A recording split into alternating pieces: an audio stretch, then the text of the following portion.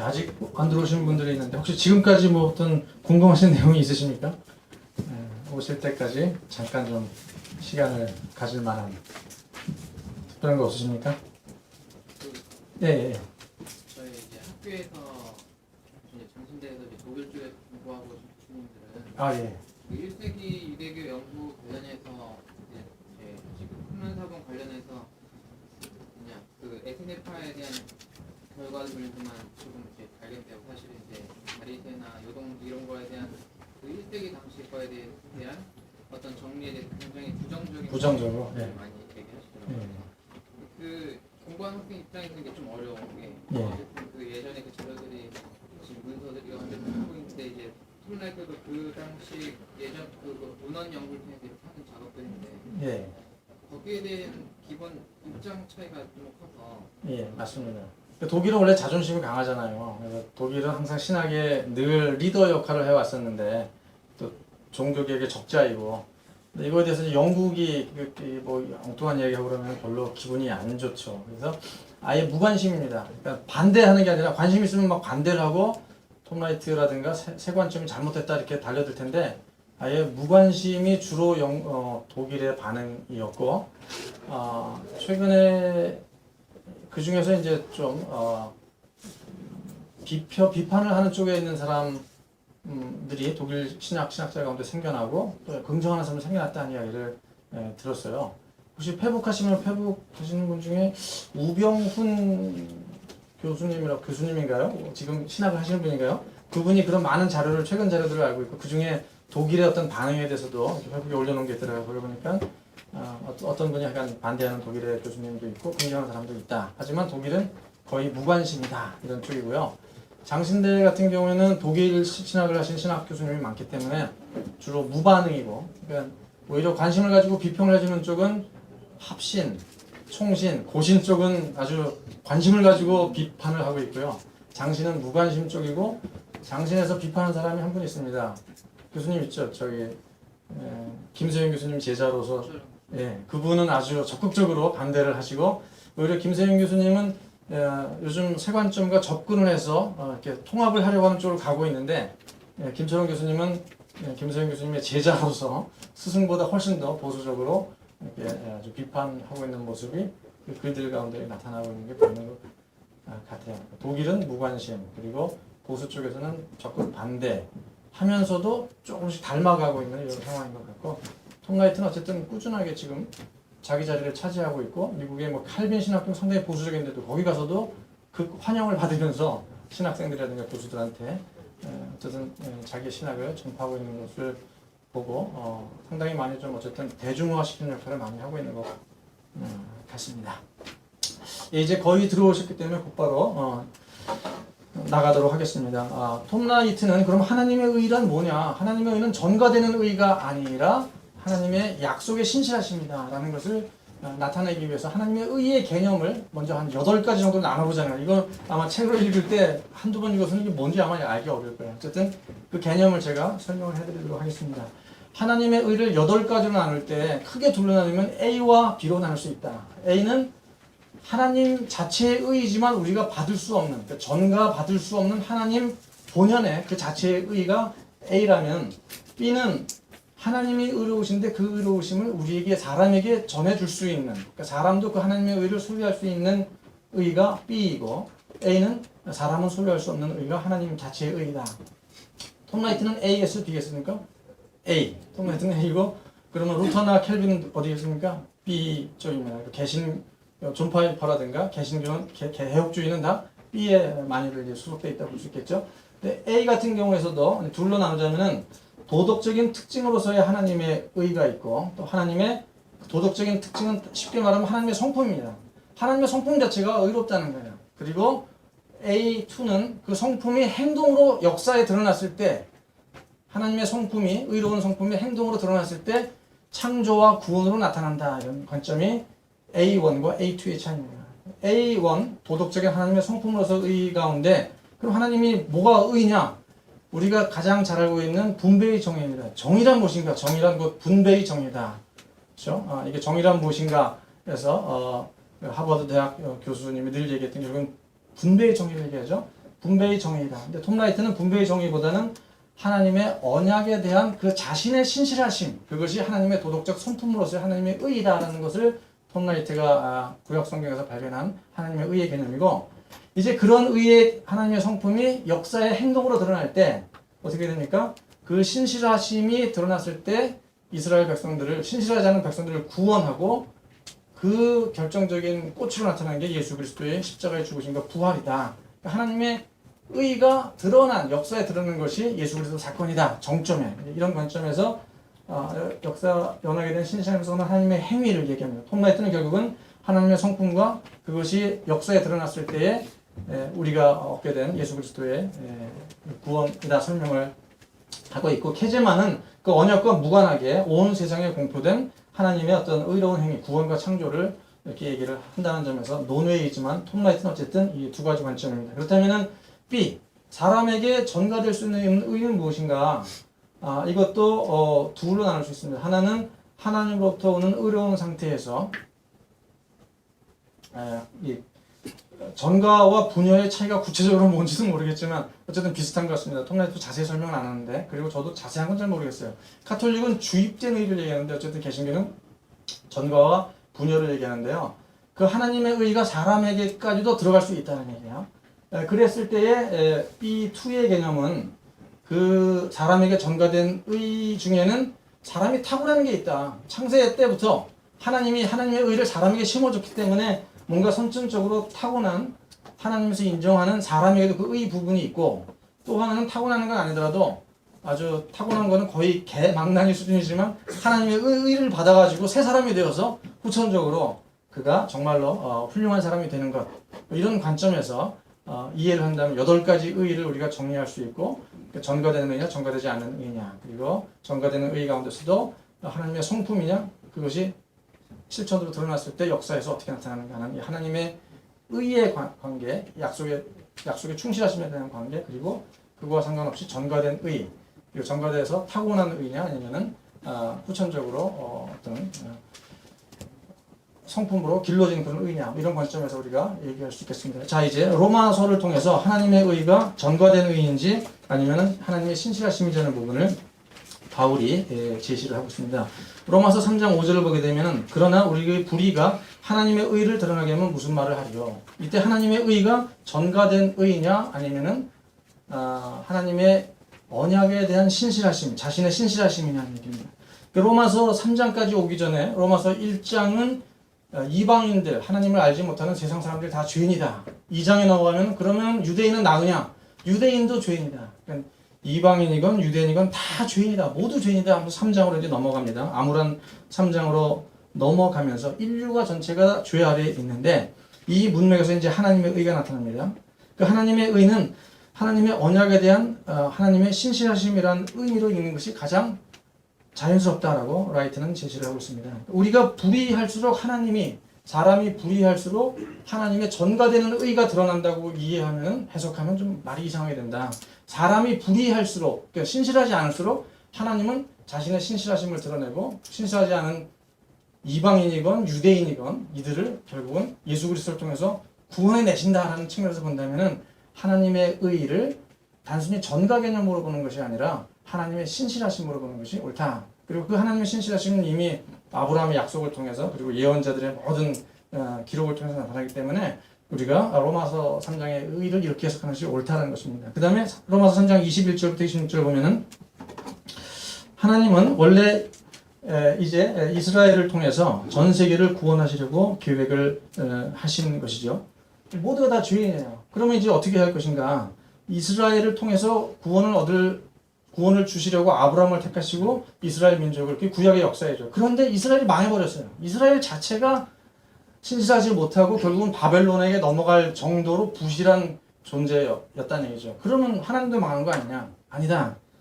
하나님은 어떻게 하셨습니까?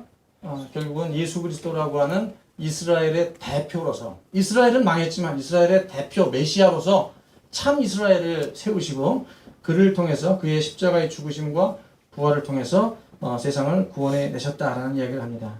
이 가운데 역시 하나님의 신실하심이 드러나는 것이지, 여기에서 무슨 하나님의 의의 전가의 메커니즘이 나오는 것은 아니다라고 라이트는 얘기를 하고 있고요. 여기서 율법 외에 하나님의 의가 나타났다라고 하는 것은 일찍이 선지자들이 증거한 하나님의 언약에 대한 하나님의 신실하심이 나타났다라는 말이지, 뜬금없이 하나님의 의의 전가가 나타났다, 율법 외에 하나님의 의의 전가가 나타났다, 이렇게 얘기하면은 이상하게 된다라고 얘기를 합니다. 그리고 22절도 막연히 모든 사람에게 미치는 하나님의 의의 전가라기보다 모든 사람에게 미치는 하나님의 신실하심이다. 모든 사람이 타락했지만 하나님은 약속에 신실하셔서 아브라함과 맺은 그 약속을 끝내 지키시고 그들을 구원해내신다라는 내용을 이제 로마서에서 쭉 바울이 얘기하고 있기 때문에 하나님의 신실하심으로 이해하는 것이 하나님의 의를 올바로 이해하는 길이다라고 얘기를 하고, 이제 로마서 10장 2절에 보면은 이제 로마서 10장을 들어가기 전에 로마서 9장부터 예정에 대한 얘기들이 나오죠. 그 당시 이방인들이 구원 얻는 일이 일어납니다. 그러니까 베드로의 고넬료 사건부터 바울이 이제 막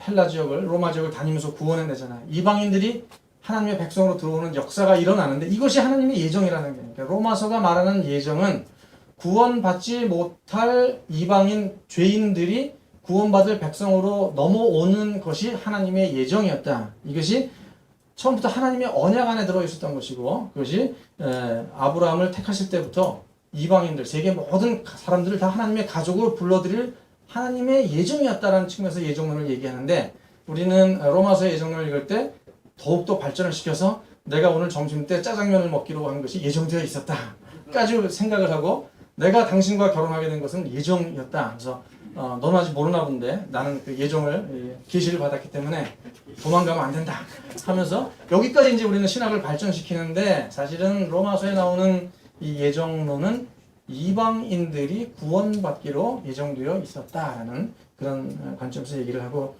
있습니다. 하지만 이스라엘은 자신의 특별한 지위에 너무 매달린 나머지 그 언약이 수립된 목적, 이방인을 구원하는 그 목적을 저버리고 자신만이 구원받을 것으로 착각을 한데 여기 문제가 있다는 얘기입니다. 그래서 하나님의 의는 그런 이방인들을 구원하시는 그 하나님의 신실하심을 말하는 것이지, 여기에도 어떤 형이상학적인 의의 전가 개념이 들어가서는 좀 이해가 안 된다라는 얘기를 하고 있고요.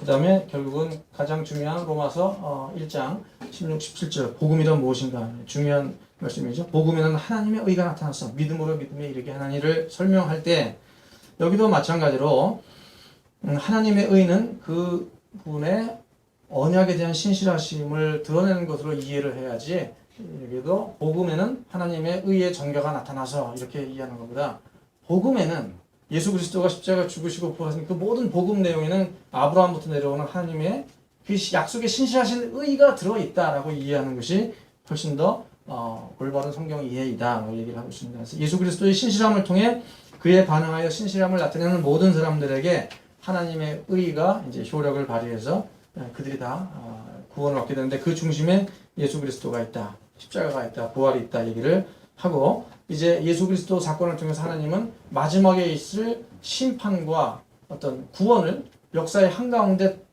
세우신 거라는 얘기죠. 결국은 예수가 죽은 것은 세상 모든 죄인들이 죽어야 할 그 자리에 예수가 대신 죽은 것이고, 예수가 부활한 것은 세상 모든 사람들이 죽을 때 구원받을 사람이 구원을 받을 사람을 대신해서 예수가 역사의 한가운데 먼저 일어나는 것이죠. 그래서 우리가 예수 안에 있으면 예수와 함께 심판받아 죽고, 그리고 예수 안에서 우리는 다시 살아난다라고 하는 종말에 있을 일이 지금 일어난 이 신기한 이 사건이 바로 예수 그리스도 사건이고, 이것이 하나님의 신실하심이 여기 다 포함되어 있다는 것을 바울이 누누이 얘기를 하고 있습니다. 이래서 이제 로마서를 정리를 하기를 바울이 이렇게 합니다. 우리는 흔히 로마서 얘기하면 종종 그건 사법적인 책이다, 로마서는 딱딱하다, 법을 다루고 있다, 그래서 법정 신학에 대한 해설서로 간주를 하는 경우가 많은데 그건 오해다 얘기를 합니다. 로마서의 신학은 한마디로 사랑이다. 우리가 로마서에 나타나는 의, 하나님의 의, 뭐 칭의 이런 개념을 법정적인 개념으로 의의 전가, 나의 죄를 주고 예수님의 의를 받아들이는 이런 교환, 이런 차원에서만 생각을 한다면 논리적으로는 정확하지만 그다지 하나님을 경배하고 싶을 어떤 막 그런 감동이 생겨나기보다는 좀 딱딱한 거기서 끝나지만, 그러나 하나님의 의를 당신의 언약에 대한 신실함, 그렇죠? 인간은 그토록 배신하고 불신실하고 죄를 지었는데 하나님은 끝까지 우리를 신실하게 구원해 내신다라는 그 큰 맥락을 이해할 때 여기에 어울리는 한마디는 결국 하나님의 사랑이다. 로마서는 결국 하나님의 사랑을 말하는 책이지 하나님의 어떤 법정적인 논리를 말하는 너 죄 지었지 이런 벌 받아야 해. 너는 이렇게 해야지만 구원 얻을 수 있어 라고 하는 그런 법정적인 딱딱한 서신이 아니다라고 얘기를 하고 하나님의 사랑의 정점에 예수 그리스도의 십자가가 최고조로 드러나 있다라고 말하고 있습니다. 자, 그래서 이제 바울이 고백을 하기를 로마서도 사실은 8장에서 일단 일단락이 납니다. 물론 11장에서 일단 나고 12장 이후이긴 하지만 그러나 8장에서 중요한 내용 성령으로 넘어가기 전에 9장 예정으로 넘어가기 전에 성령까지 쭉 얘기하면서 일단락이 납니다. 바울이 이제 노래를 하죠. 로마서 8장 38절 39절에 보면은 그 놀라운 하나님의 사랑을 깨닫고 바울이 노래하는 것을 같이 한번 읽어보겠습니다. 38절부터 39절 시작. 내가 확신하노니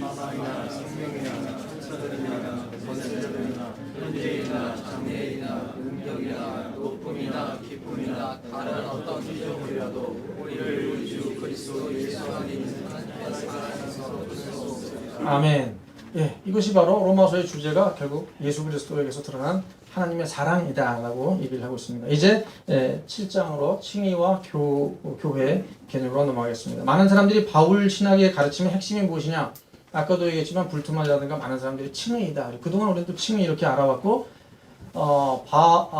톰 라이트가 이것에 대해서 바울 신학의 핵심이 칭의가 아니라더라, 이신칭의가 아니라더라 하는 것 때문에 엄청나게 이제 핍박을 당하는 상황에 놓여 있는데 그러면은 바울 신학의 핵심이 칭의가 아니면 도대체 뭐냐?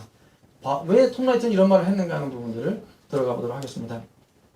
예, 칭의에 대한 전통적인 관점은 바울이 말하는 복음의 진수를 놓치는 것이 될 수 있다라고 톰 라이트가 일단 이야기를 하고 칭의에 대한 개념을 좀 바꾸자 얘기를 합니다. 톰 라이트는 예수 그리스도의 주되심에 대한 복음 선포가 바울 사상의 중심이다. 그러니까 칭의가 아니라 복음의 핵심은 바울 사상의 핵심은 예수 그리스도가 주이다. 예수 그리스도가 왕이다. 예수 그리스도가 왕이라는 얘기와 이신칭이라는 얘기는 그럼 다른 것이냐?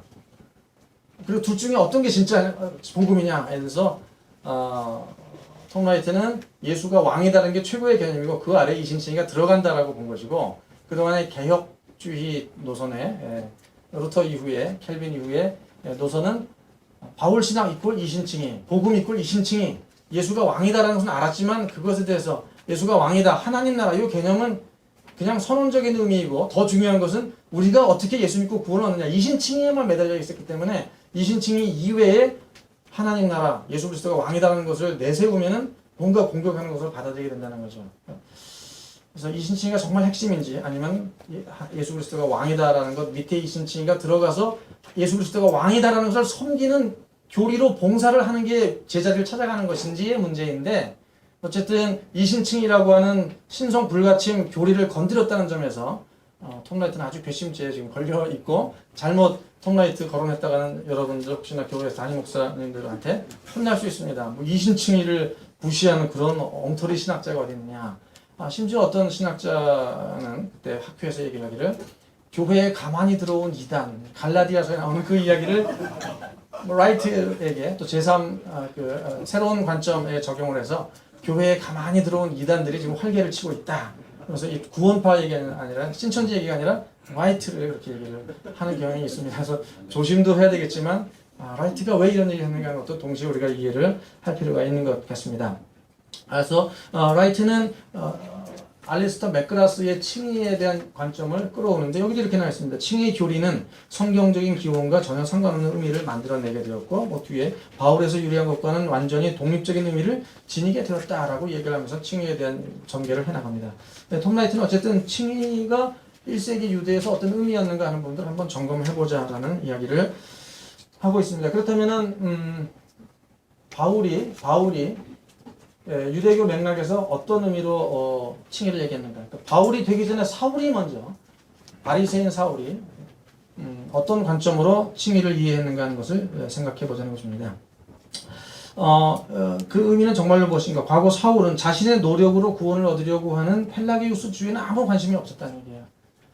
샴마이학파 바울의 최대의 관심은 내가 율법을 철저히 지켜서 하나님의 은혜 필요 없이 구원받자라는 게 아니었다. 이 펠라기우스주가 아니고 하나님이 어떻게 지금 구약의 예언대로 우리 이 땅에 오셔서 왕이 되셔서 우리나라를 해방시키고 외세를 몰아내고 새로운 전적으로 새로운 시대를 가져오실 것인가가 참마의 약파 바리새인 사울의 최대의 관심이었다는 것입니다. 우리의 오해는 개혁주의의 오해 중에 하나는 사울의 관심을 유대인의 관심을 자꾸 내가 율법을 잘 지켜서 굳이 하나님의 은혜 없어도 구원을 이루자. 우리는 그렇게는 안 되니까는 은혜를 받아서 예수 그리스도의 십자가 죽으심에 그 믿음을 통해 구원을 얻자. 이렇게 대립을 시키는데 라이트는 그게 아니라 이 사람들에게는 그런 펠라기우스적인 그런 열심이 원래 없었다. 그게 아니고 그들의 관심은 하나님 나라였고 하나님이 어떻게 왕이 되셔서 우리에게 오셔서 정치적인 해방, 성전의 회복과 그리고 궁극적으로는 부활을 가져올 것인가 여기에 관심이 있었다는 얘기이고 그렇게 하려면 우리가 해야 할 일이 무엇인가 결국 율법의 행위라고 알려진 할례라든가 음식 규정이라든가 뭐 이런 부분들을 우리가 하나님을 위해서 우리가 지켜주어야지만 우리가 옳다 인정을 받고 또 이러할 때 하나님 나라가 이제 속히 임하게 되는데 너희 나사렛 예수 도당은 뭐냐 그런 관점이죠. 자, 그래서 최종적인 종말에 앞서서 지금 참된 이스라엘이 과연 누구인가를 정의하는 것이 칭의라는 거예요. 우리는 지금 칭의하면은 내가 예수님을 믿고 의롭다함을 얻어서 영원히 구원을 얻는 것, 앞으로 구원을 지금 미리 얻어서 영원히 구원 얻는 게 이게 칭의 개념인데 유대인의 칭의 개념은 하나님 나라가 임할 텐데 언제 임할지 모른다. 하지만 지금 내가 하나님 나라에 올바로 서 있는가 그것을 알 수 있으려면 어떻게 알아야 되는가? 적어도 율법을 지키지 않는 저 나사렛 도당들은 의인이 아니다. 칭의를 받을 수 없다. 하지만 우리처럼 하나님의 약속을 따라 율법의 행위를 하는 우리들은 칭의를 받은 존재이다. 그러니까 종말의 칭의를 미리 받는 의미에서 1세기 유대인 바리새인의 칭의가 이런 개념이다라고 라이트는 얘기를 하고 있습니다. 그런 점에서 본다면 1세기의 유대의 칭의는 개인이 하나님과의 관계를 맺게 되는 방법이 아니다. 오늘날 우리는 칭의하면 개인이 관계를 맺어서 구원받는 걸 얘기하는데 1세기 유대인의 칭의 개념은 개인보다는 공동체적인 의미이고 그리고 새로운 시대가 올 것에 대한 칭의 개념이지 이게 내가 그냥 개인적으로 예수님과 관계를 맺어서 구원받는 그런 개념이 아니다라고 얘기를 하고 있고 그런 점에서 누가 하나님의 백성인가 이제 하나님이 오셔서 나라를 다스리는데 하나님이 왕이 되시는데 그렇다면 우리는 하나님의 백성이 되는데 누가 지금 미리 하나님의 백성인가를 알 수 있는 방법이 지금 있다면 무엇인가? 그것이 칭의이다. 이런 관점에서 칭의를 설명을 하고 있고 그것은 결국은 구원론 문제보다는 교회론, 누가 하나님의 백성인가는 공동체의 문제가 더 중요하다. 개인적인 구원보다는 어떤 공동체의 어떤 누가 속하는가 하는 문제가 더 중요하다는 얘기를 톰 라이트가 하고 있고 그 미래의 구원받을 하나님의 의를 지금 받는 게 바로 칭의다 얘기를 하고 그것이 그러면 갈라디아서라든가 로마서에 어떻게 나오는가 하는 부분들을 설명을 하고자 합니다. 먼저 갈라디아서는 바울이 갈라디아에서 제기하는 문제는 이방인 그리스도인들이 할례를 받아야 하는가의 문제였다는 얘기예요. 우리는 이제 갈라디아서의 문제는 뭐냐? 우리가 어떻게 율법을 철저히 지켜서 구원을 받을 수 있는가라고 하는 율법주의자들과 아니다. 우리는 그렇게 구원 못 받으니까는 믿음을 가지고 의를 얻어서 구원받자라고 하는 바울을 대립시키는데 톰 라이트는 뭐 제임스 턴도 마찬가지지만 이 관점에서는 갈라디아서의 최대의 문제는 이방인 그리스도인들이 갈라디아라고 하는 도시에 살고 있는 이방인 그리스도인들이 구원을 받으려면 예수 믿는 것 외에 그들이 할례를 받아야 하는가, 그 율법의 행위를 해야 되는가 말아야 하는가, 이 자체가 가장 큰 관건이었다라고 얘기를 하고 있습니다. 그때 유대주의자들의 생각은 이들이 비록 예수를 믿었지만 이들은 이방입니다. 예수를 믿었지만 이방입니다. 이들이 구원받으려면 유대화되어야 한다. 유대화되려면 할례를 받아야 된다. 그리고 유대인들이 지키는 중요한 절기라든가 음식 규정을 따라야 한다. 그러니까 모든 율법 613개를 다 지키는 게 아니라 유대인의 표지라고 할 수 있는 핵심적인 것들을 이들이 지켜줘야 예수를 믿어도 구원을 받는다. 바울은 그게 아니다. 유대인들이 아닌 이방인들의 경우에는 예수 믿는 것 자체로 구원을 받지 유대화될 필요가 없다. 이 문제로 싸웠다라는 게 갈라디아서를 바라보는 톰 라이트의 시각입니다. 그래서 갈라디아서 2장에 보면 유명한 안디옥 사건이 나오죠. 안디옥 사건에서도 베드로도 역시 바울과 같은 선교적인 마인드가 있었으니까 갈라디아에 구원받은 유대인 이방인들과 같이 식사를 했어요. 식사를 같이 한다는 얘기는 같은 식구라는 얘기입니다. 같은 멤버라는 얘기, 같은 하나님의 백성이에요. 그런데 예루살렘에서 온 누군가가 온다는 소리가 들리자 베드로는 도망을 갑니다. 그러니까 예루살렘에서 온 사람들의 생각, 이 예루살렘에 온 사람이 예수 안 믿는 사람이 아닙니다. 예수를 믿는 유대인이었죠. 이 사람의 생각 속에는 갈라디아에 있는 사람들도 유대화 되기 전에는, 할례를 받기 전에는 예수 믿고 구원을 온다면 말할 수 없다, 이런 생각이 있어요. 그렇기 때문에 그런 사람들과 베드로가 같이 식사를 하는 것은 같은 식구가 아닌데 같이 식사를 하면 안 된다는 생각이 아마 있었던 것 같고, 베드로도 여기 같이 있다가 나도 괜히 엮여 들어가가지고 오해받을 거 아니냐 싶어서 도망을 간 거였죠. 그거에 대해서 바울이 직격탄을 날리는 거죠. 아니다. 유대화 될 필요가 없다. 갈라디아건 고린도건 외국인들은 다 예수를 믿으면 그 자체로 구원을 받고 우리의 식구가 아브라함의 자손이 되는 것이지 왜 유대화 되어야 하느냐. 바로 유대화냐 아니냐, 이게 핵심적인 갈라디아서 로마서 다 화두가 여기에 있다라고 라이트는 얘기를 하고 있고, 기존의 신학은 그거보다는 뭐죠? 이 사람들은 율법을 철저히 지켜서 구원을 받는 사람들인데 바울은 그게 아니다. 율법을 철저히 지켜 구원받는 길은 하나도 없다. 율법이 생기기 전에 구원받은 아브라함을 봐라. 오직 믿음으로 구원을 얻는다. 그래서 율법 지켜서 구원받는 생각을 버리고 믿음으로 구원을 얻어라. 이걸 쟁점으로 생각했는데 라이트는 그게 아니었고, 예수 믿는 그리스도인 이방인들이 유대화 되느냐 안 되느냐, 여기에 초점이 있다 얘기를 한 것입니다. 그래서 중요한 것은 바로 누가 아브라함의 직계 가계 후손에 소속되는가의 문제인데, 너희가 그리스도의 것이면 그 자체로 아브라함의 자손님이 되었다. 멤버가 되었다.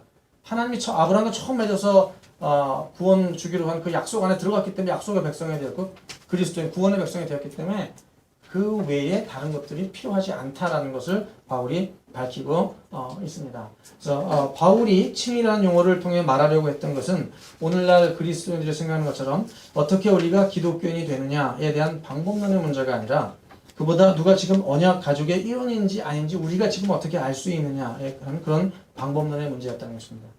그러니까 바울이 되기 전에 사울의 생각은 우리가 어떻게 하나님의 백성인지 알 수 있느냐, 그것은 율법의 행위를 지킬 때 언약 백성이라고 인정을 받는다. 이게 칭이다. 이게 사울의 관점이었어요. 근데 바울의 관점은 이 율법의 행위가 예수 믿음으로 바뀝니다. 예수를 믿는 순간 아브라함의 백성이 되기 때문에 우리가 지금 예수를 믿으면은 앞으로 구원 얻게 될 하나님의 의를 지금 당겨서 얻게 되는 칭의를 얻게 된다. 그래서 예수를 믿으면 우리는 하나님의 백성이 된다라는. 그러니까 사울의 생각은 율법을 통해서 지금 칭의를 받는다. 바울의 생각은 예수를 믿음을 통해서 우리가 하나님의 백성 되는 그 칭의를 합니다. 그래서 칭의의 개념이 오늘날 우리는 개인적인 칭의 개념인데, 바울의 칭의 개념은 개인적인 보다는 어떤 멤버십으로서의 하나님의 백성으로 들어가는 어떤 것, 거기에 이제 차이가, 이 부분은 나중에 또 한번 다뤄보도록 하겠습니다. 자, 누가 지금 언약 가족의 일원인지를 어떻게 우리가 알 수 있는가에 대한 것이 바로 칭의인데, 십자가와 부활은 과거 사울의 특권적인 구분을 다 폐지해 버렸고, 사도 바울로서 그가 가지게 된 새로운 삶은 오로지 십자가에 못 박히고 살아나신 메시아에 의해서 정의되는 새로운 삶이다. 그래서 갈라디아서 전체에서 십자가는 역사 안에서 구속의 전환점이자 하나님의 어떤 언약 이야기의 목적이었고, 그리스도 안에서 현재 믿음을 공유하는 모든 사람들은 인종이나 민족이나 계층이나 남녀 상관없이 다 이제 칭의를 얻고 같은 식탁에 들어가는 하나님의 백성이 되었다라는 것이 바로 바울의 칭의이다 얘기를 하고 있습니다. 이제 로마서로 넘어갑니다. 로마서는 구체적으로 본문을 봅니다. 로마서 2장, 로마서를 우리가 흔히 얘기할 때 로마서는 우리가 어떻게 기독교인이 되는가의 문제, 즉 이신칭에 관한 문제라고 생각을 하는데, 바울은 톰 라이트는 이신칭에 관한 것은 부차적인 문제고 더 중요한 것은 예수가 왕이 되었다는 것이다 라는 얘기를 또 하면서 로마서 2장 13절 얘기를 합니다. 하나님 앞에서 율법을 듣는 자가 의인이 아니요 율법을 행하는 자가 의인이다. 이거는 바울이 할 수 있는 얘기가 아니에요. 바울이 생각하는 우리가 알고 있는 바울은 하나님 앞에서 의인이 되려면 믿음으로 의인이 되는데, 지금 바울은 얘기하기를 율법을 듣기만 해서도 안 되고 율법을 철저히 행하는 자가 의롭다함을 얻게 된다라고 하는 너무나 비바울적인 이야기를 로마서 2장 13절에서 하고 있습니다. 이것을 올바로 이해하려면은 최종적인 칭의에 대해서 바울이 말하는 것을 살펴봐야 하는데, 바울에 의하면 마지막 날에 이제 옳다고 인정받을 사람, 즉 언약 백성으로 밝혀진 사람은 누구인가? 그것은 유대인의 신분을 가지고 있다고 해서 되는 것이 아니다. 유대인은 분명히 하나님 말씀에 위임을 받았지만 그들은 하나님 앞에 신실하지 못했기 때문에 그들은 오히려 종말의 법정에 서서 하나님의 심판을 받아야 할 자들이지, 유대인이라고 해서 즉 할례를 받았다고 해서 그들이 구원받을 대상이 되는 것은 아니다. 그러면 이제 어떻게 할 것인가? 로마서 3장 21절에서 이에 대한 하나님의 해결책이 제시되고 있는데, 거기서 제시된 하나님의 해결책이 뭐죠? 율법 외에 하나님의 한 의가 나타났으니 바로 예수 그리스도다. 예수 그리스도의 십자가의 죽으심과 화목제물로서 오심에 대한 그런 설명들을 쭉 이야기를 합니다. 바울은 하나님께서 예수의 십자가와 부활 안에서 죄의 문제를 처리하셨다. 그리고 처음부터 언약의 목적이 그런 죄의 문제를 처리하는 것이, 아브라함과 언약을 맺은 것이 사실은 괜히 언약을 맺은 게 아니라 아담에서부터 생긴 그 죄 문제를 해결하시기 위해서 아브라함이라고 한 개인, 한 가족을 택하시고 그들을 통해서 온 세상을 구원할 수 있는 방법을, 그 언약을 통해서 맺었는데, 그 언약은 결국 죄 문제의 해결이고, 톰 라이트가 큰 관심을 가지고 있는 게 악의 문제 아니겠습니까? 악의 문제라는 책이 있죠. 그것도 결국 하나님의 악의 문제를 어떻게 처리하시는가? 언약을 통해서 처리하신다 하면서 또 아브라함부터 예수까지 긴 이야기를 하면서 이것이야말로 세상의 악의 문제를 해결할 수 있는 가장 적절한, 유일한 하나님의 방법이다라고 얘기를 하고 있죠. 그래서 28절에 29절에 보면은 하나님 3장 27절에서 말하는 자랑이 나오는데, 그런즉 자랑할 때가 어디 있느냐? 있을 수 없느니라. 이것은 유대인들이 그동안 유대인들에게는 구원받을 특권이 있다라는 자랑을 했다는 거예요. 그러나 바울은 그 자랑이 이제 필요 없다. 아니다. 29절에서 하나님은 유대인만의 하나님이 아니라 이방인의 하나님도 되기 때문에 그런 자랑은 이제 필요 없는 것이다 라고 얘기를 하면서, 예수 그리스도가 아니라면은 어떤 율법의 행위를 통해서, 할례를 통해서, 유대인의 특권을 통해서 구원받는 길은 없다. 오직 예수 그리스도 외에는 없다라고 이야기를 하고 있습니다. 이런 맥락에서 칭의는 오늘날 많은 사람들이 생각하는 것처럼 단순히 구원을 어떻게 받느냐의 문제 차원이 아니라, 예수 그리스도를 믿는 사람들이 진정한 언약 가족의 일원이 된다는 선언이 바로 칭의입니다. 칭의를 통해서 개인이 어떻게 구원받느냐, 그 차원의 문제를 넘어서서 칭의를 통해서 예수 그리스도를 믿는 사람이 진정한 아브라함부터 쭉 내려온 그 언약 가족으로 들어간다는 개념이에요. 그러니까 아브라함 얘기를 할 때마다 사람들은 한국인은 단군의 자손인데 왜 맨날 아브라함 얘기하느냐, 기분 나쁘다 얘기하는 사람이 있습니다. 그런데 복음서가 시작될 때 세례 요한이 얘기했던 것이, 너희가 아브라함의 자손이라 자랑하지 말아라. 돌멩이도 아브라함의 자손을 만들 수 있다는 얘기는 뭐냐면은, 결국은 아브라함의 자손, 그 약속 안에 들어가야 구원을 얻는데, 너희들 유대인들이 약속 안에 들어갔다고 자랑하지 말아라. 돌멩이도 약속 안에 들어갈 수 있다라고 하면서 더 나아가서 이제 동서로부터 많은 사람들이 몰려와서 그 언약 백성이 되겠거니와, 이 언약 백성이라고 자처하던 너희들은 쫓겨나서 울며 이를 갈미 있으리라. 예수님이 이 얘기를 하셨거든요. 그 일들이 이제 바울을 통해서 일어나고 지금 우리까지 이어지는데, 우리가 아브라함의 자손이 된다는 얘기는 하나님의 언약 백성 안으로 들어간다는 얘기예요. 그래서 내가 성경을 읽으면서 그 아브라함, 이삭, 야곱 얘기를 읽을 때, 그냥 옛날에 이런 일이 있었나 보다. 이삭이 리브가랑 결혼했네. 결혼하려면 이렇게 뭐 혼자 묵상을 해야 되겠네. 이런 차원의 것이 아니라, 이 예수 그리스도를 통하여 아브라함의 구원 백성 속으로 들어가는 경험을 해야 성경의 이야기가 내 이야기라도 내가 성경에서 중요한 역할을 하는 어떤 배역을 맡은 한 사람이 되는데, 이런 통시적인 이런 맥락이 없을 때는 그냥 1대1이 돼요. 이삭이 중요한 일이었구나, 야곱이 뭐 했구나, 다니엘이 뭐 했구나, 그런 개념이 아니라 톰 라이트는 이것을 다 엮어서 내가 여기 들어가서 그 이야기 속에 합류해야 한다는 차원에서 이야기를 하고 있습니다. 그래서 복음은 이신칭의라기보다는 예수 그리스도에 대한 이런 긴 메시지이고, 하나님의 의는 곧 그분의 언약에 대한 신실하심을 드러내는 것이다 라고 얘기를 하고 있습니다. 로마서 4장에서 아브라함이 믿음을 의로 여겼다라고 하는 것은 아브라함 이야기를 하면서 창세기 15장에 하나님과 아브라함의 언약 이야기를 말하고 있는데, 그것은 아브라함이 그때 하나님의 그 이야기를 들으면서 자기에게 후손을 주시고 많은 자손을 주시고 그것을 통해서 세계의 모든 언약 민족을 만드실 수 있다라는 막연한 어떤 그런 믿음이 있었겠죠. 후손을 통해서 세상을 다 복의 근원에 따라 세상을 복으로 돌아오게 하겠다는 그 믿음, 그 언약에 대한 믿음, 그리고 자사 손손 이어지는 그 언약에 대한 그 믿음이 바로 하나님의 백성에 대한 어떤 표지이다라고 라이트는 얘기를 하고 있고요. 그러니까 로마서 4장의 강조점은 언약의 일원임을 정의하는 것이 할례 때문이 아니다. 그리고 어떤 민족 때문이 아니라 오직 믿음에 있었다라는 것을 얘기하는 것이 바로 아브라함을 들어와서 얘기하는 것이지, 아브라함이 단지 율법을 통해 구원을 받는 게 아니라 율법이 생기기 전에 아브라함을 봐라, 믿음을 통해 구원을 얻었다, 그것을 입증하기 위한 자료가 아니라 아브라함에서부터 내려오는 언약의 그 긴 이야기 차원에서 아브라함을 빼놓고서는 예수 그리스도의 이 내러티브를 얘기할 수 없기 때문에 아브라함을 얘기한 거지, 단지 율법이 아니라는 증거를 입증하기 위해서 율법 이전에 살았던 아브라함을 예를 든 것이 아니다라는 이야기는 라이트의 책 여기저기 많이 나옵니다.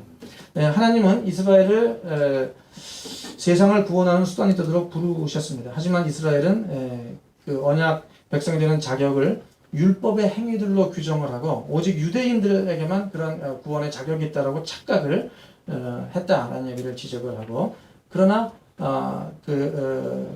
결과들이 하나님의 언약이 지닌 목적인 하나님에 의해 복종하지 않음으로 나타났는데, 그들은 이제 그리스도가 율법의 목적이 되어서 이제 예수를 믿는 모든 사람들이 언약 백성이 되는 길이 열렸음에도 유대인들은 그 길을 거부하게 되었다라는 내용이 로마서 이제 10장에 나오는 얘기들이고, 이제 그 목적이 율법의 목적도 예수 그리스도를 통해서 십자가와 벌을 통해 성취되었다는 얘기를 하고 있습니다.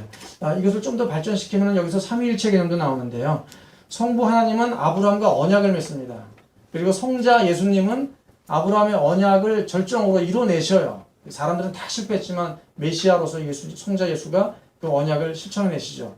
그리고 종말에 가서 마지막에 이제 구원받을 백성들이, 하나님의 백성 누군가가 완전히 밝혀질 텐데, 그 과정은 성령과 함께 가는 것이다 측면에서 성부, 성자, 성령을 이렇게 언약과 그리고 법정에서 예수 그리스도를 통해 우리가 구원을 얻게 되는 그 길과, 그리고 마지막 종말의 성령까지, 이게 다 이제 로마서에 그런 개념들이 있다라고 또 라이트는 다른 데서 얘기를 하고 있습니다. 자, 결론적으로 언약과 법정 그리고 역사의 마지막 종말, 중요한 게 언약, 법정, 종말이 칭의가 중요하다는 것은 이 라이트를 얘기할 때마다 칭의의 삼중적인 의미는 언약과 그리고 그 법정에서 선언이고, 그리고 그것이 종말에 이루어질 것인데 종말이 지금 역사의 한순간에 예수를 통해 나타났다, 이런 개념을 염두에 그려두시면 좋을 것 같습니다. 그래서 하나님은 예수를 통해서 역사의 마지막에 일어날 것이라고 기대되었던 그 일을 역사의 한가운데 행하셨다. 이것을 강조하면은 톰라이트 또 오해받습니다. 톰라이트에는 종말론이 없다, 예수 그리스도가 절정으로 끝났고 다시 오실 예수가 없다는, 그게 아니라 종말은 일어나지만 그 종말에 일어난 일을 지금 미리 보여주신 것이고, 우리는 말하자면 시험 문제를 풀 때 답을 딱 본 거예요. 이제 종말에 나올 답을 미리 딱 보고 이게 답이구나라는 걸 알고 이제 거기에 맞춰서 이제 살아가는 그런 삶인데, 나중에 채점 다 하고 그 점수를 매길 건 나오죠. 하지만 종말을 미리 봤다는 점에서 예수 그리스도 십자가 사건을 이해를 한다는 그런 개념인데, 요거를 강조를 하면은 톰 라이트는 종말론이 없다 라는 오해를 또 받아요. 아니다, 당연히 마지막에 있는데 그 마지막에 일어난 일이 지금 일어난 것이고, 이것이 그토록 중요한 하나님 나라가 지금 시대에 뚫고 들어왔다는 의미다라는 것을 이해하는 것이 사실은 기독교의 핵심인데, 하나를 강조하면 다른 걸 무시한다고 생각하고, 또 여기를 얘기하면 또 여기를 무시하는 것, 이렇게 늘 오해를 갖지만 라이트는 피해갈 길이 다 있는 것 같아요. 자세히 읽어보면 다 피해갑니다. 그래서 복음을 믿는 사람들은 이제 누구든지 죄 용서를 받고 아브라함의 참가족의 일원으로 구별된다는 얘기를 나옵니다. 자, 이상을 이제 정리를 해보면은, 오늘날 일반적인 의미의 칭의는 개인이 예수를 믿으면 하나님께 의롭다 칭함으로도 구원에 이른다. 이게 이제 우리가 알고 있는 지금까지 대부분의 칭의 개념이죠.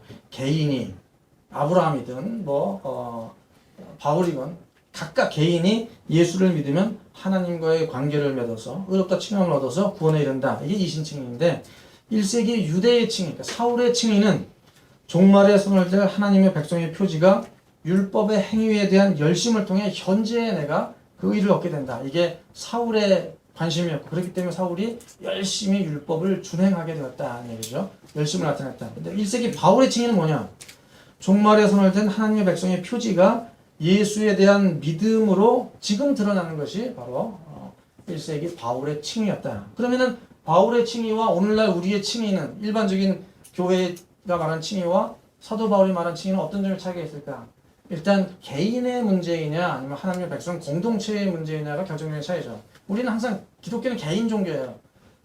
옆에 있는 사람이 아무리 아버지가 예수를 믿어 구원받아도 내가 개인 구원으로 소용없다. 개인의 문제에 대한 누누이 강조하죠. 개인이 중요합니다.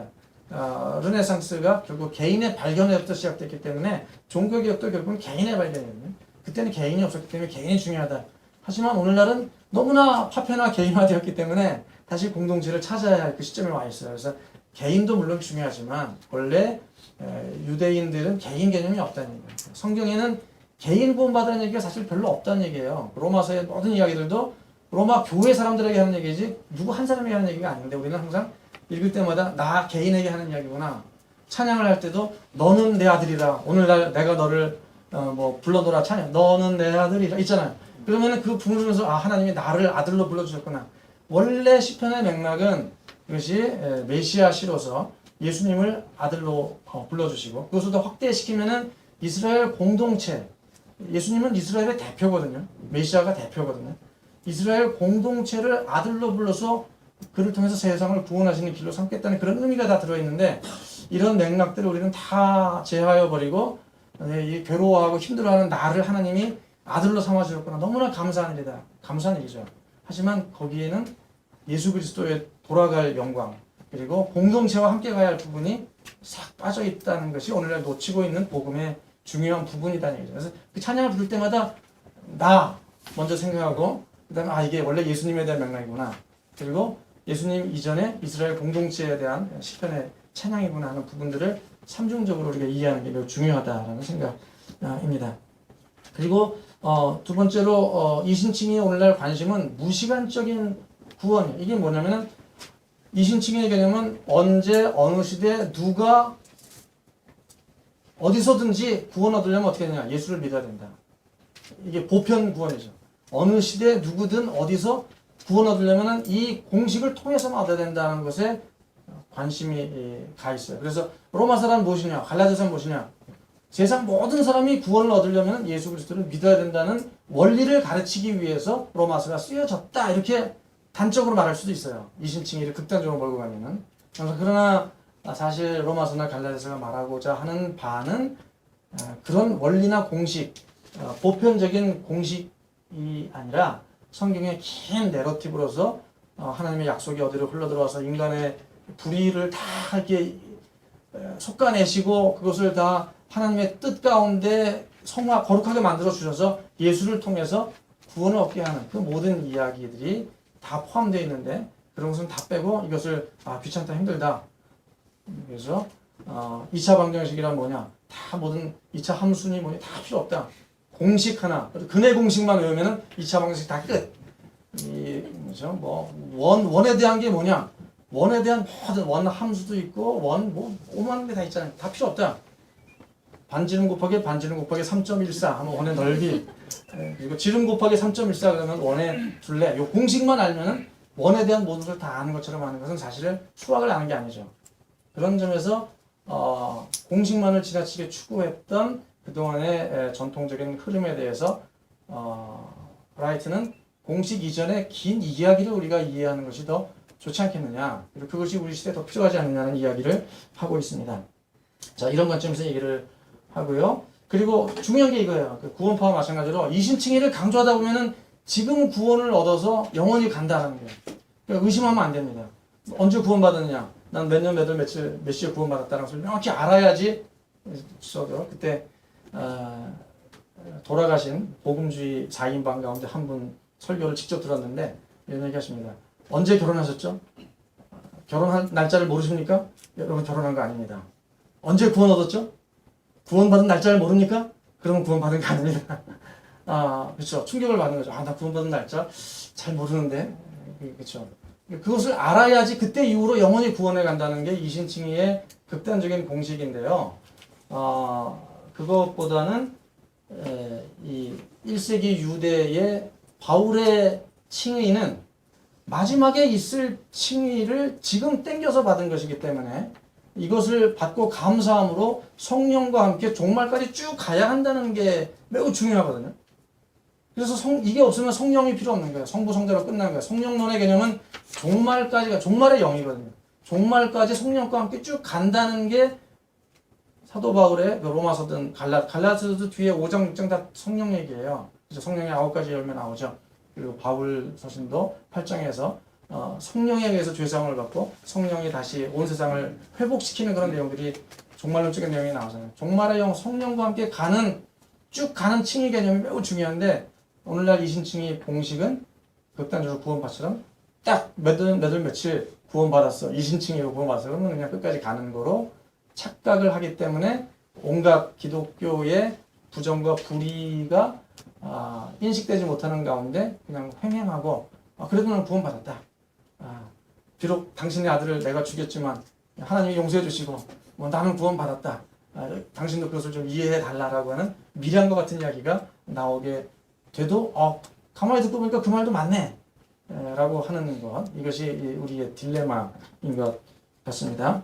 자, 이제 그러면은 마지막 장으로 이런 간단히 넘어가면은 새로운 인류가 된 사람들은 어떻게 살아가는 사람들이냐? 결국은 예배하는 사람이다.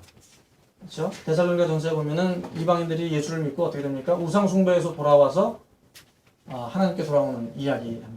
그러니까는 우리가 칭의를 얻어서 하나님의 백성이 되었다면은 우리는 예배하는 공동체가 되어야 된다는 얘기고, 예배를 할 때 예수 그리스도를, 이건 기독론 얘기인데요.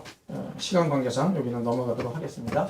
예배하는 공동체, 그 다음이 부활 공동체라는 얘기입니다. 바울 되기 전에 사울의 관심은 하나님의 때가 종말이 오면은 이방인들은 다 죽는 거예요. 원수들, 압제자들 다 죽어요.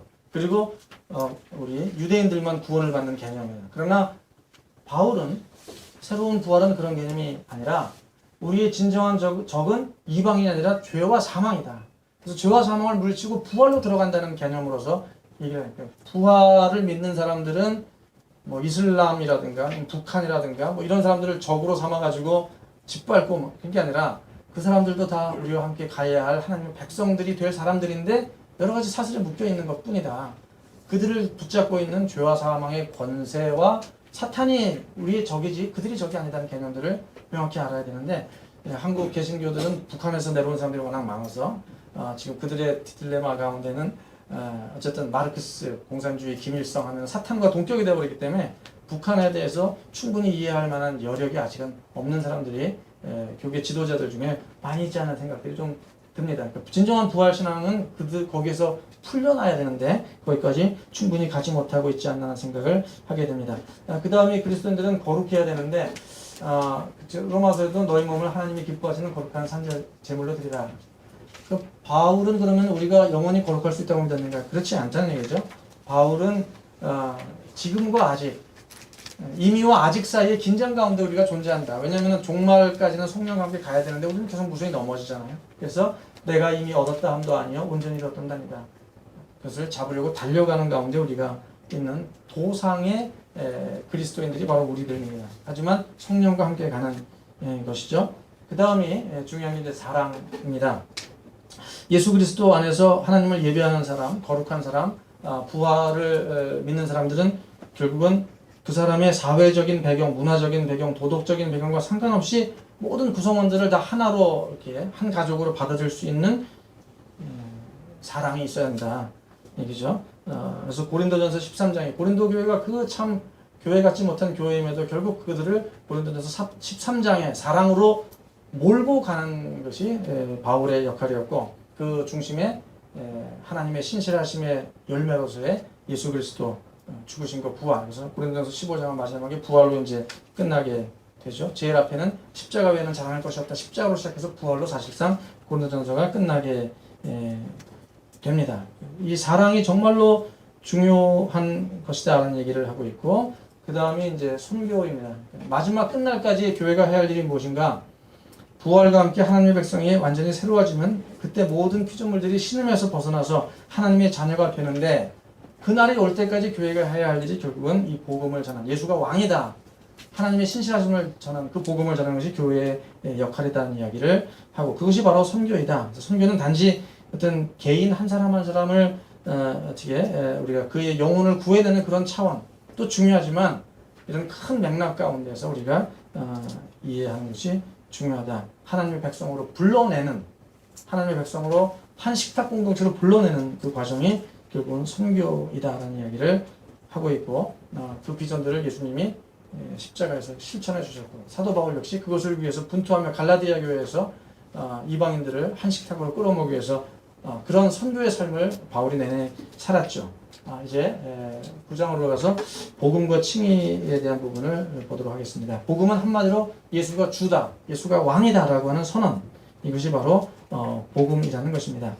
근데 몇몇 사람들은 예수의 메시아, 예수가 메시아이다, 예수가 왕이다라고 하는 것은 단지 유대교적인 사고방식이다. 그래서 그것을 별로 중요하게 탁탁치 않게 여기고 바울은 그런 유대교적인 생각에서 벗어나서 헬라화된 헬레니즘 바울로 넘어갔기 때문에 유대교에 고립하는 얘기를 하지 말자라고 이야기하는 신학자 그런 사람들이 종종 있는데 아니다. 라이트는 유대적인 배경으로 돌아와야 되고 그것이 유대교의 정통이 예수 그리스도이지 유대교를 때려치고 헬라화된 게 성경이고 헬라화된 게 기독교가 아니다. 그렇다면은 구약의 이사야부터 쭉 내려온 하나님의 왕이 되시는 진정한 통치자 모든 면에서 우리의 왕이 되시는 그 세상의 온 세상의 주 개념이 바로 복음의 핵심이고 이 신칭이 지금 내가 그러면 그 구원받은 사람인가 아닌가는 거기에 봉사하는 하나의 하부 교리로 들어가는 것이 제자를 찾는 것이다. 이런 이야기를 사실 하고 있습니다. 그러면서 칭의는 교회 일치를 위한 교리이다. 칭의는 복음 가운데서 온 세상의 교회가 하나가 되어야 한다는 그런 교리이다. 그것을 얘기를 하고 있습니다. 오늘날 사람들이 복음이라고 주장하는 내용을 들어보면 대체적으로 개인 차원의 칭의를 복음으로 얘기하는 경우들이 많고 개인의 구원을 복음으로 얘기하는 경우들이 많은데 또 그것을 조장하는 내용의 복음들이 많은데 바울의 복음은 절대로 그런 것이 아니다라고 라이트는 얘기합니다. 우리는 당연히 복음에 개인적으로 반응을 해야 합니다. 그러나 개인적인 기독교는 없다. 이것이 바울의 생각, 그것이 그 라이트의 생각입니다.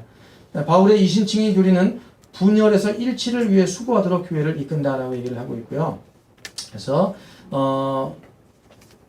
이 교리는 종종 문화로 금을 긋는 교회의 집단화와 모든 편협함을 꾸짖고 예수 믿는 사람들은 남녀노소, 종이나 자유인, 이방인이나 유대인, 헬라인 다 주 안에서 그리스도 안에서 한 가족이다라는 것을 가르치는 교리가 사실 1세기 유대의 진정한 칭의 교리이다 얘기를 하고 있습니다.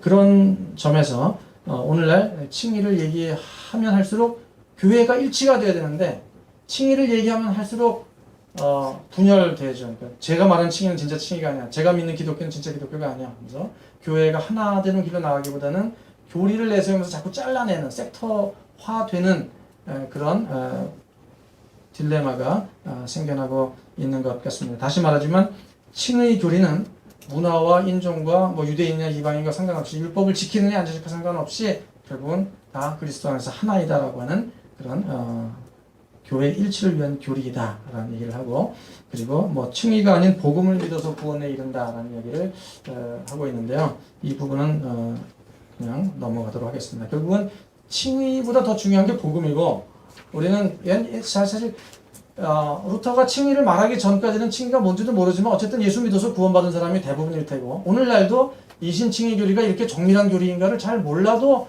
예수 믿어서 구원을 얻기 때문에 우리가 구원 얻는 것은 칭의를 믿어서 구원하는 게 아니라 예수를 믿어서 구원한다. 이것을 가지고 또 라이트 비난을 많이 받습니다.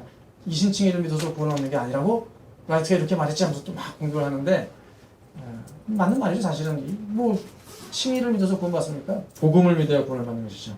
자 이제 결론으로 넘어갑니다. 결론적으로 이 라이트를 통해서 1세기 유대교 그리고 바울 신학을 올바로 이해한다면 우리는 세상과 좀 제대로 소통을 좀 해야 할 것이다.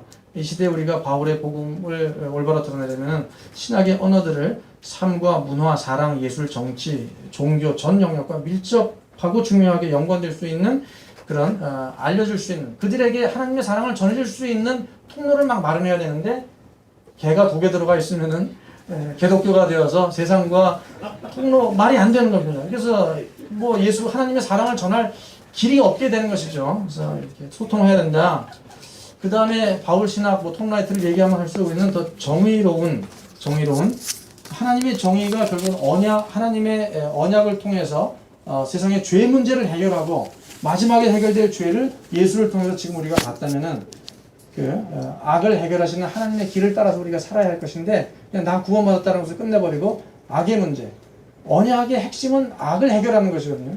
아브라함을 부르신 이유는 아담에서 비롯되니까 악을 해결하기 위해서 부르신 것인데 그 문제를 해결하는 데 기독교인이 관심을 안 가지고 칭의 나 구원받았네 해버리면 너무 잘못된 것이다.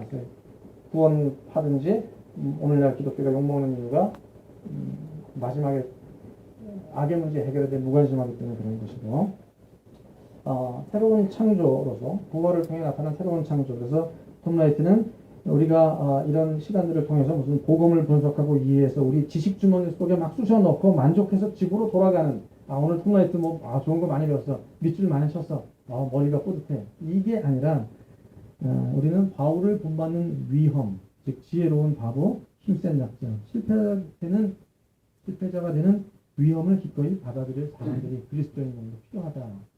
이게 바로 새로운 창조 방식으로 살아가는 길이다. 얘기하고 결국은 복음은 복음과 가운데 살아가는 삶으로 나타나야지 복음 전파가 되는 것이지 삶과 아무 상관없이 그냥 논리와 이성과 맹세처럼 예수 믿고 예수 찬양 부르는 것만 해가지고 삶으로 나타나야 한다라고 얘기하고 여기까지.